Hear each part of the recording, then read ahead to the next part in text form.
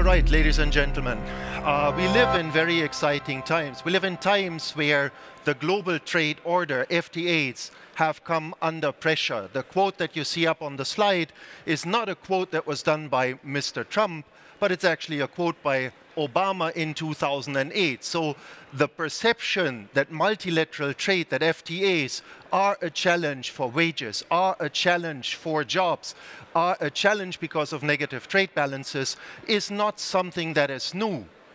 This has been going on for some time, and the focus on the pros of international trade have come down.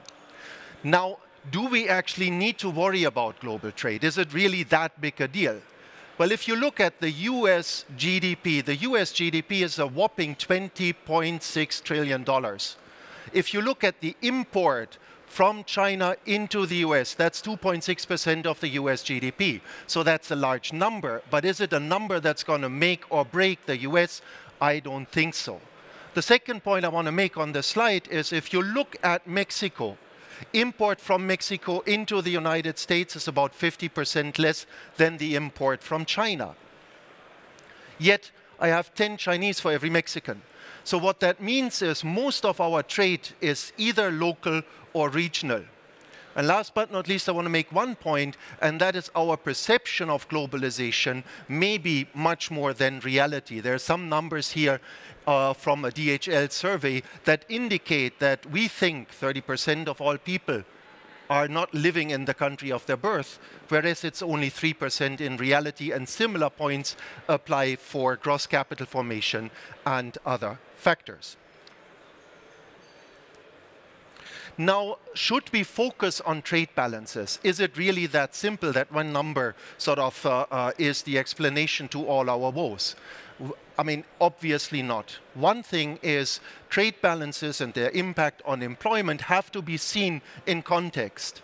I may have reforms in countries. Mexico reformed before NAFTA. Germany reformed with the Agenda 2010.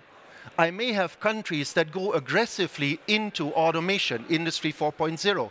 That's going to impact both trade balances and jobs. I have to worry about what kind of goods to focus on. I have to worry about net value add. If you look at the trade between NAFTA countries, 44 to 75% of the value of every car that's imported into the US from either Mexico or Canada is of US origin. This is US content. If you look at the same number for China, it's only 4%. So if you do that, you have a correction to trade balances. You have to worry about exports by foreign MNCs. What does that mean? What about services? And last but not least, you have to worry about industrial policies. If I want to appease my voters in the Midwest that are broad-acre farmers, so I'm going to push agriculture in my trade agreements, I will have to give something up. And if that is automotive, then obviously you're going to see a certain impact in Detroit. So it is not that that simple. Have the various protectionist policies that we've seen, have they really had an impact so far? Well, I think it's sort of a mixed bag. We have seen the trade balance with China shrinking. We have seen the trade balance with Mexico going up. We are seeing prices that are increasing in the United States. We're seeing a reduction of variance in the US as well. And I think the long-term impact is twofold. One is tariffs on intermediate products are not good for the competitiveness of the US economy. Right? This is the wrong thing to do. And the second thing is that we may see an adjustment of foreign direct investment by the US in China. Right? We have more than 100 billion invested. It is not clear that that's going to stay. I'm going to skip this comment on NAFTA, just one point on the USMCA. The USMCA vis-a-vis NAFTA in a very simple sort of framework basically says, okay, listen, I'm going to increase regional content and I'm going to have some requirements as far as the work content at a given labor cost per hour is concerned. What is the implication over here? One of the implications is that, again, export competitiveness goes down, and we have seen companies that used to produce, say, SUVs only in the United States now looking for a second base, say, in China. The US one is going to serve local demand and local needs. The Chinese one is going to serve local demand and exports. So the overall impact is likely to have some rearrangements as far as footprint is concerned. Now, is there really a case against China?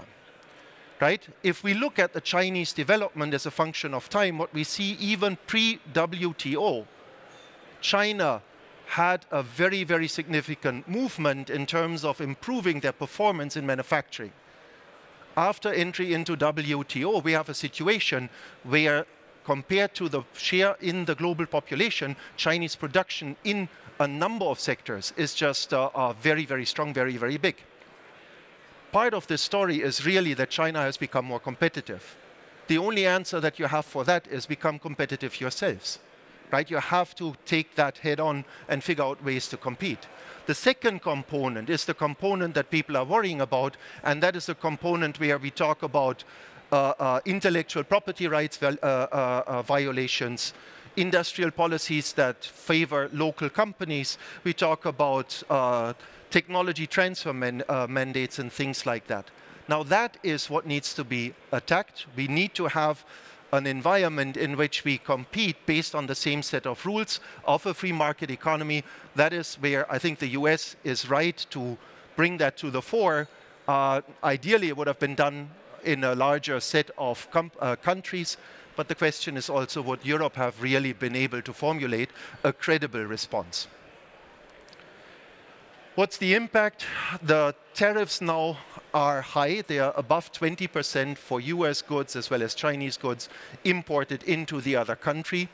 Remarkable, China has basically reduced the tariffs on imports from other countries, and China has not applied tariffs on intermediate goods. So it has protected its own competitiveness. There seems to be an impact on growth. We see growth in the US coming down, we see growth in China coming down, and China, according to some estimates, is growing at 3% rather than 6%. So it is definitely having some amount of impact. Another impact is on oligopolistic supply chains. Those are the victims of this activity. If you remember Fukushima, a small disruption in a single part of the world can have a major impact on the global automotive industry, and this is something that we're seeing over here as well. I do have to talk about Brexit. I'm not going to make much comments on it, except for the fact that a hard Brexit is a perfect social experiment for economists.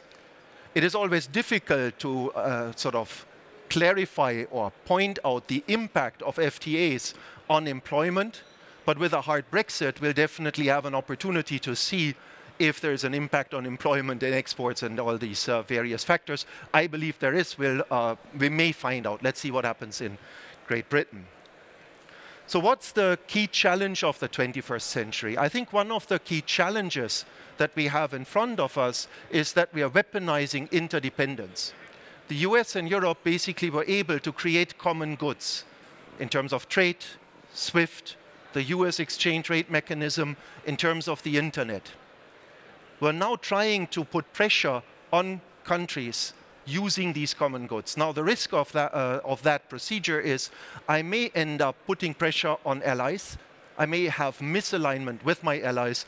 I do see a search for alternatives in China, in Russia, in the EU, in India, and I lose nodal power. So this is going to be, in my opinion, a major challenge over the next 10 to 20 years. So what does the future hold? Well, if you are a believer in me-first approaches, you're really not alone. We've seen a lot of my country first politicians being sort of elected or brought into power across the globe. What that means also is that disruption is likely to stay. We live in an environment that is challenging. We live in an environment where our boundary conditions are changing every time, and that implies that our strategies have to be future-proofed. We have to be extremely nimble in how we conduct business, and we have to really think on our feet.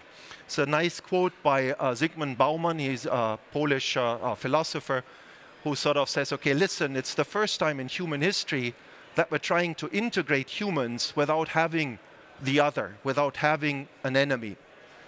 right? His point is that on the short run, he's a little pessimistic. He thinks that this is a very difficult, long road that we have to go through. But in the long run, he's optimistic. When he said that, he was 94. So we have to probably take that with a pinch of salt. So with that, I am through and happy to take any questions in the Q&A. Thank you.